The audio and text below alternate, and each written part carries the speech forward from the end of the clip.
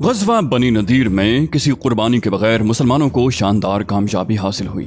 اس سے مدینے میں قائم مسلمانوں کا اقتدار مضبوط ہو گیا اور منافقین پر بددلی چھا گئی۔ اب انہیں کھل کر کچھ کرنے کی جرت نہیں ہو رہی تھی۔ اس طرح رسول اللہ صلی اللہ علیہ وسلم ان بدوؤں کی خبر لینے کے لیے یکسو ہو گئے جنہوں نے احد کے بعد ہی سے مسلمانوں کو سخت مشکلات میں الجھا رکھا تھا اور نہایت ظالمانہ طریقے سے داعیان اسلام پر حملے کر کر کے انہیں موت کے گھاٹ اتار چکے تھے، اور اب ان کی جرت اس حد تک بڑھ چکی تھی کہ وہ مدینے پر چڑھائی کی سوچ رہے تھے۔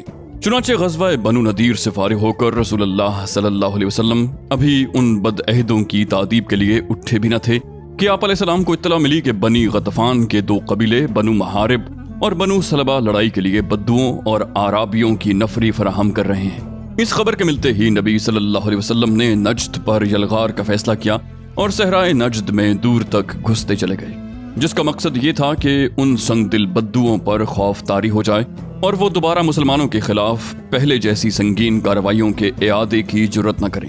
ادھر سرکش بدو جو لوٹ مار کی تیاریاں کر رہے تھے، مسلمانوں کی اس اچانک یلغار کی خبر سنتے ہی خوفزدہ ہو کر بھاگ کھڑے ہوئے اور پہاڑوں کی چوٹیوں میں جا دب گئے۔ مسلمانوں نے لٹیرے قبائل پر اپنا روب اور دبدبہ قائم کرنے کے بعد امن و امان کے ساتھ واپس مدینے کی راہ لی۔ اہل سیر نے اس سلسلے میں ایک معین غزوے کا نام لیا ہے جو ربیع الاول یا جمادی الاولی سن 4 ہجری میں سرزمین نجد کے اندر پیش آیا تھا، اور وہ اسی غزوے کو غزوہ ذات الرقاع قرار دیتے ہیں۔ جہاں تک حقائق اور ثبوت کا تعلق ہے تو اس میں شبہ نہیں کہ ان ایام میں نجد کے اندر ایک غزوہ پیش آیا تھا، کیونکہ مدینے کے حالات ہی کچھ ایسے تھے۔ ابو سفیان نے غزوہ احد سے واپسی کے وقت آئندہ سال میدان بدر میں جس غزوے کے لیے للکارا تھا اور جسے مسلمانوں نے منظور کر لیا تھا، اب اس کا وقت قریب آ رہا تھا، اور جنگی نقطہ نظر سے یہ بات کسی طرح مناسب نہ تھی کہ بدوؤں اور آراب کو ان کی سرکشی اور بغاوت پر قائم چھوڑ کر بدر جیسی زوردار جنگ میں جانے کے لیے مدینہ خالی کر دیا جائے، بلکہ ضروری تھا کہ میدان بدر میں جس ہولناک جنگ کی توقع تھی اس کے لیے نکلنے سے پہلے ان بدوؤں کی شوکت پر ایسی ضرب لگائی جائے کہ انہیں مدینے کا رخ کرنے کی جرت نہ ہو۔ باقی رہی یہ بات کہ یہی غزوہ جو ربیع الاخر یا جمادی الاولی سن 4 ہجری میں پیش آیا تھا، غزوہ ذات الرقاع تھا، ہماری تحقیق کے مطابق صحیح نہیں، کیونکہ غزوہ ذات الرقاع میں حضرت ابو ہریرہ اور حضرت ابو موسیٰ اشعری موجود تھے، اور ابو ہریرہ رضی اللہ عنہ جنگ خیبر سے صرف چند دن پہلے اسلام لائے تھے۔ اسی طرح حضرت ابو موسیٰ اشعری مسلمان ہو کر یمن سے روانہ ہوئے تو ان کی کشتی ساحل حبشہ سے جا لگی تھی، اور وہ حبشہ سے اس وقت واپس آئے تھے جب نبی علیہ السلام خیبر میں تشریف فرما تھے۔ اس طرح وہ پہلی بار خیبر ہی کے اندر خدمت نبوی میں حاضر ہو سکے تھے۔ بس ضروری ہے کہ غزوہ ذات الرقاع غزوہ خیبر کے بعد پیش آیا ہو۔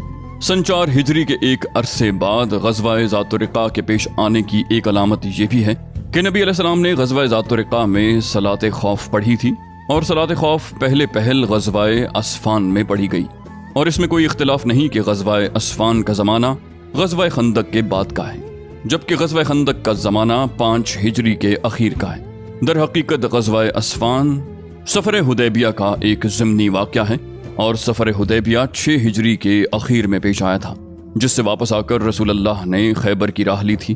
اس لیے اس اعتبار سے بھی غزوہ ذات الرقاع کا زمانہ خیبر کے بعد ہی ثابت ہوتا ہے۔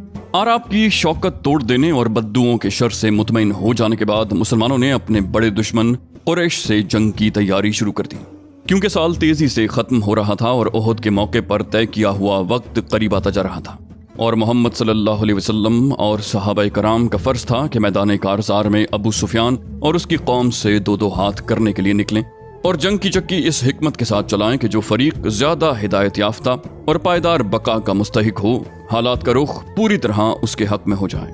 چنانچہ شعبان 4 ہجری جنوری 626 عیسوی میں رسول اللہ صلی اللہ علیہ وسلم نے مدینے کا انتظام حضرت عبداللہ بن رواحہ کو سونپ کر اس طے شدہ جنگ کے لیے بدر کا رخ کیا۔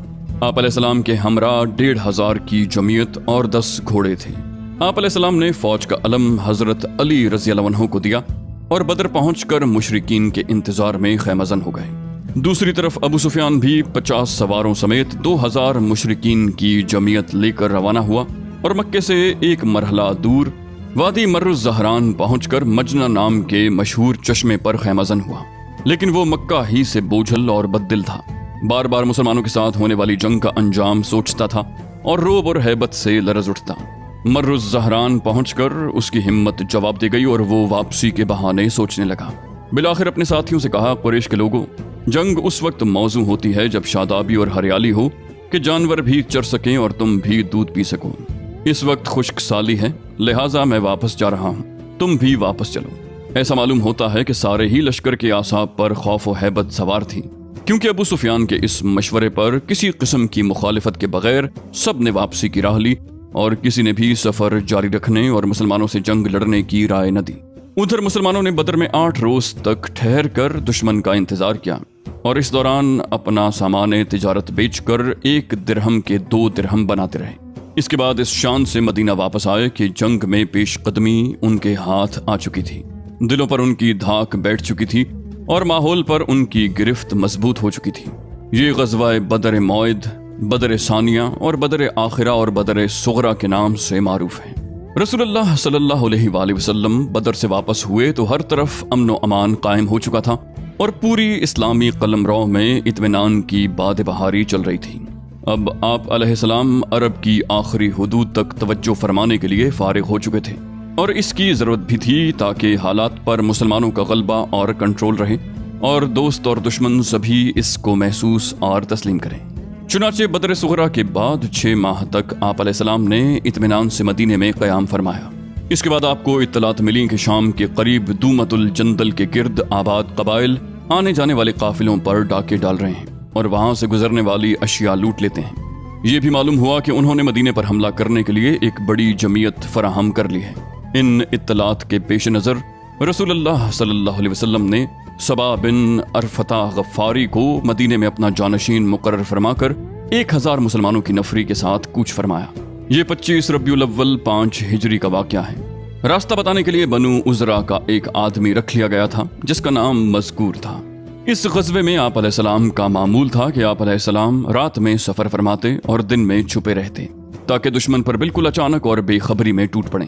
قریب پہنچے تو معلوم ہوا کہ وہ لوگ باہر نکل گئے ہیں، لہٰذا ان کے مویشی اور چرواہوں پر ہلہ بول دیا۔ کچھ ہاتھ آئے، کچھ نکل بھاگے۔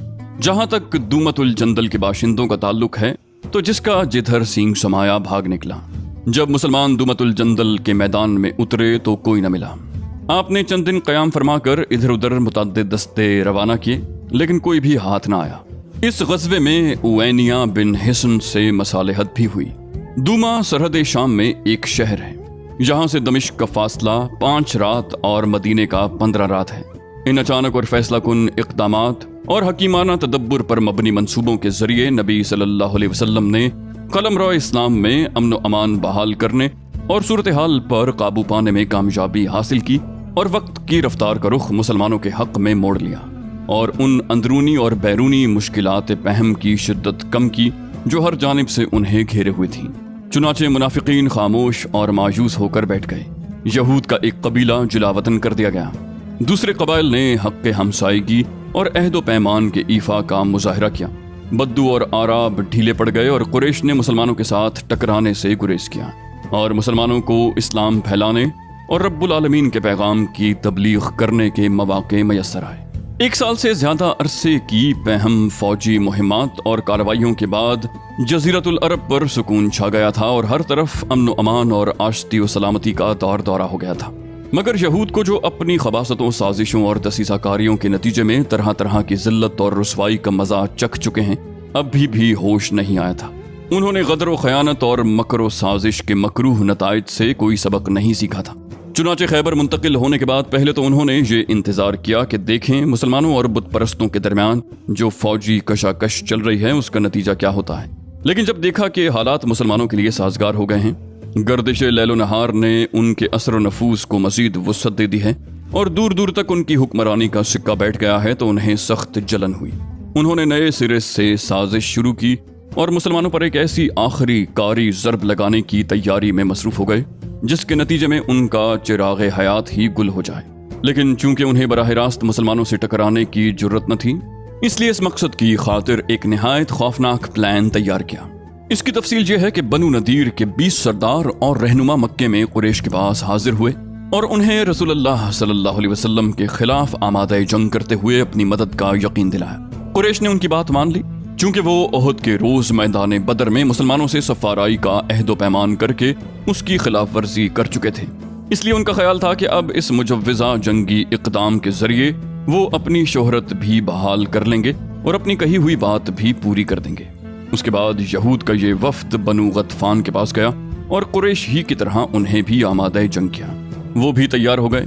फिर उस वफ्द ने बकिया कबाइल अरब में घूम घूम कर लोगों को जंग की तरकीब दी और उन कबाइल के भी बहुत से अफराद तैयार हो गए। गरज इस तरह यहूदी सियासतकारों ने पूरी कामयाबी के साथ कुफर के तमाम बड़े बड़े गिरोहों और जत्थों को नबी सल्लल्लाहु अलैहि वसल्लम और आप अलैहिस्सलाम की दावत और मुसलमानों के खिलाफ भड़काकर जंग के लिए तैयार किया। इसके बाद तयशुदा प्रोग्राम के मुताबिक जुनूब से कुरैश, किनाना और तिहामा में आबाद दूसरे हलीफ कबाइल ने मदीने की जानिब कूच किया। इन सब का सिपाही सालार आला अबू सुफियान था और इनकी तादाद 4000 थी। ये लश्कर मर्रुज़ ज़हरान पहुंचा तो बनु सुलैम भी उसमें शामिल हुए। उधर उसी वक्त मशरिक की तरफ से गतफानी कबाइल फजारा, मर्रा और अशजा ने कूच किया। फिजारा का सिपाह सलार उवैनिया बिन हिस्न था, बनु मर्रा का हारिस बिन औफ और बनु अशजा का मसर बिन रुखैला। इन्हीं के ज़िम्न में बनु असद और दीगर कबाइल के बहुत से अफराद भी आए थे। इन सारे कबाइल ने एक मुकर्रा वक्त और मुकर्रा प्रोग्राम के मुताबिक मदीने का रुख किया था, इसलिए चंद दिन के अंदर अंदर मदीने के पास 10,000 सिपाह का एक जबरदस्त लश्कर जमा हो गया। ये इतना बड़ा लश्कर था कि गालिबन मदीने की पूरी आबादी औरतों, बच्चों, बूढ़ों और जवानों को मिलाकर भी उसके बराबर न थी। अगर हमला आवरों का ये ठाठे मारता हुआ समंदर मदीने की चहार दीवारी तक अचानक पहुंच जाता तो मुसलमानों के लिए सख्त खतरनाक साबित होता। कुछ अजब नहीं कि उनकी जड़ कट जाती और उनका मुकम्मल सफाया हो जाता, लेकिन मदीने की क़यादत निहायत बेदार और चौकस थी। उसकी उंगलियां हमेशा हालात की नब्ज़ पर रहती थीं और वो हालात का तज्ज़िया करके आने वाले वाक़यात का ठीक ठीक अंदाज़ा भी लगाती थी और उनसे निमटने के लिए मुनासिब तरीन कदम भी उठाती थी। चुनाचे कुफ़ार का लश्कर अजीम जूं ही अपनी जगह से हरकत में आया, मदीने के मुखबरीन ने अपनी क़यादत को उसकी इत्तला फराहम कर दी। इत्तला पाते ही रसूलुल्लाह सल्लल्लाहु अलैहि वसल्लम ने हाई कमान की मजलिस शूरा मुनक्किद की और दिफाई मंसूबे पर सलाह मशवरा किया। अहले शूरा ने गौर खौस के बाद हजरत सलमान फारसी की एक तजवीज़ मुत्तफ़िक़ा तौर पर मंजूर की। ये तजवीज़ हजरत सलमान फारसी ने इन लफ्ज़ों में पेश की थी कि ए अल्लाह के रसूल, फारिस में जब हमारा मुहासरा किया जाता था तो हम अपने गिर्द खंदक खोद लेते थे। ये बड़ी बाहिकमत दिफाई तजवीज़ थी। अहले अरब उससे वाकिफ न थे। रसूलुल्लाह ने इस तजवीज़ पर फौरन अमल दरामद शुरू फरमाते हुए हर 10 आदमी को 40 हाथ खंदक खोदने का काम सौंप दिया और मुसलमानों ने पूरी मेहनत और दिल जमाई से खंदक खोदनी शुरू कर दी। रसूलुल्लाह सल्लल्लाहु अलैहि वसल्लम इस काम की तरगीब भी देते थे और अमलन इसमें पूरी तरह शरीक भी रहते। चुनाचे सही बुखारी में हजरत सहल बिन साद से मरवी है कि हम लोग रसूलुल्लाह सल्लल्लाहु अलैहि वसल्लम के साथ खंदक में थे। लोग खुदाई कर रहे थे और हम कंधों पर मिट्टी ढो रहे थे कि इसी असना में रसूलुल्लाह ने फरमाया, ए अल्लाह, जिंदगी तो बस आखिरत की जिंदगी है, बस महाजरीन और अंसार को बख्श दे। एक दूसरी रिवायत में हजरत अनस से मरवी है कि रसूलुल्लाह सल्लल्लाहु अलैहि वसल्लम खंदक की तरफ तशरीफ लाए तो देखा कि महाजरीन और अंसार एक ठंडी सुबह में खोदने का काम कर रहे हैं। उनके पास गुलाम न थे कि उनकी बजाय गुलाम ये काम कर देते।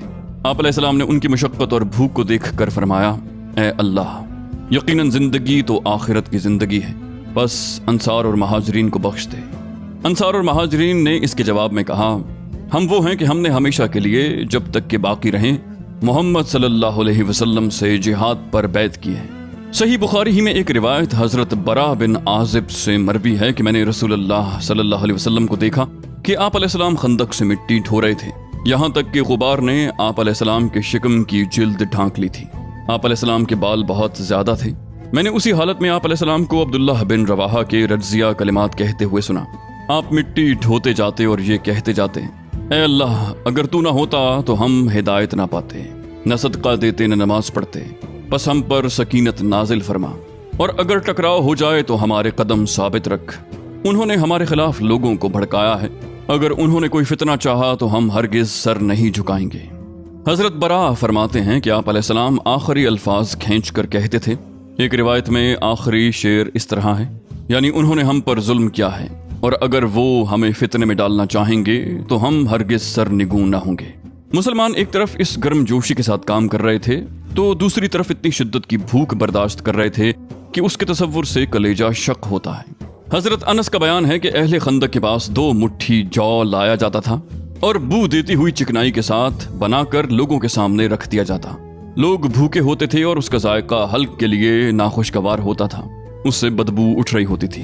ابو طلحہ کہتے ہیں کہ ہم نے رسول اللہ صلی اللہ علیہ وسلم سے بھوک کا شکوہ کیا اور اپنے شکم کھول کر ایک ایک پتھر دکھلایا، تو رسول اللہ صلی اللہ علیہ وسلم نے اپنا شکم کھول کر 2 پتھر دکھلائے۔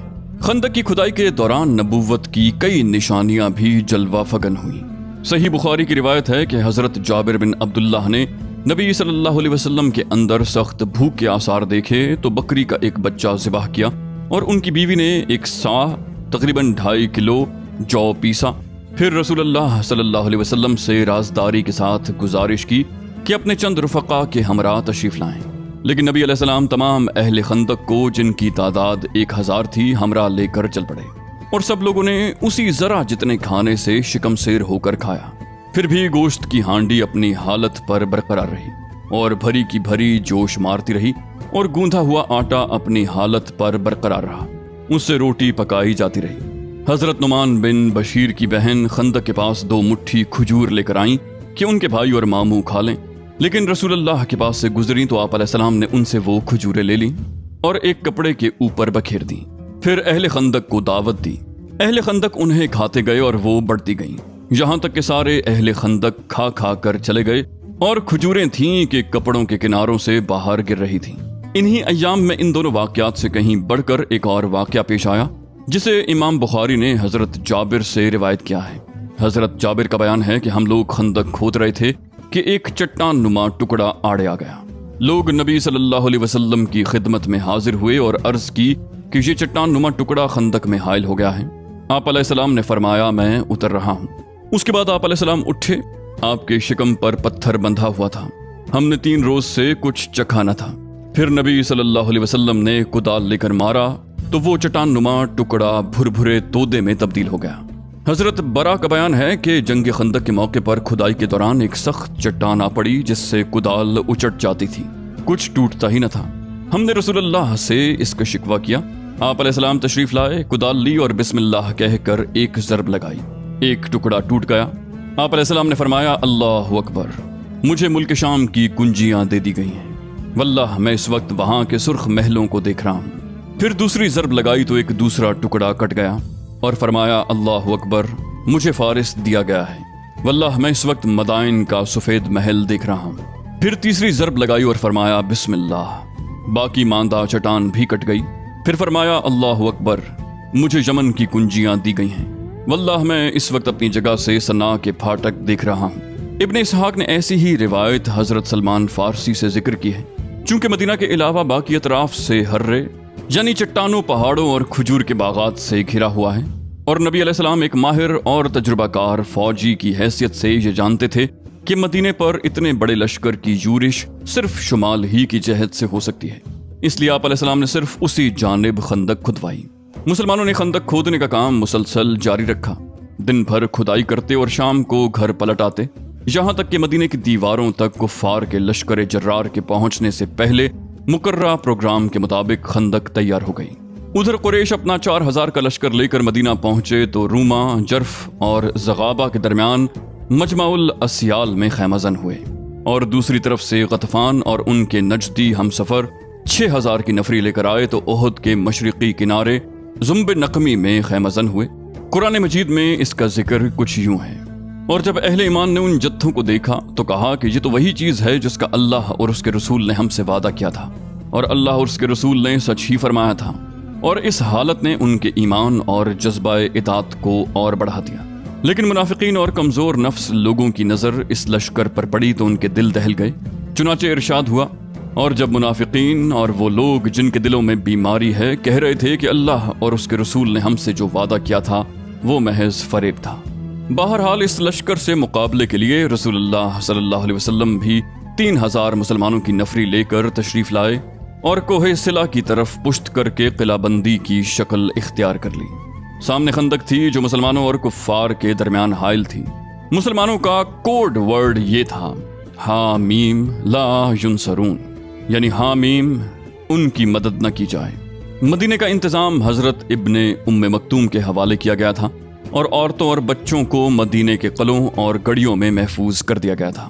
جب مشرکین حملے کی نیت سے مدینے کی طرف بڑھے تو کیا دیکھتے ہیں کہ ایک چوڑی سی خندق ان کے اور مدینے کے درمیان حائل ہے۔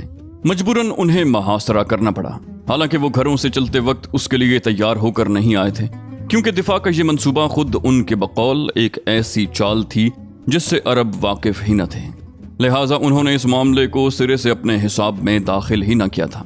مشرکین خندق کے پاس پہنچ کر غیظ و غضب سے چکر کاٹنے لگے۔ انہیں ایسے کمزور نقطے کی تلاش تھی جہاں سے وہ اتر سکیں۔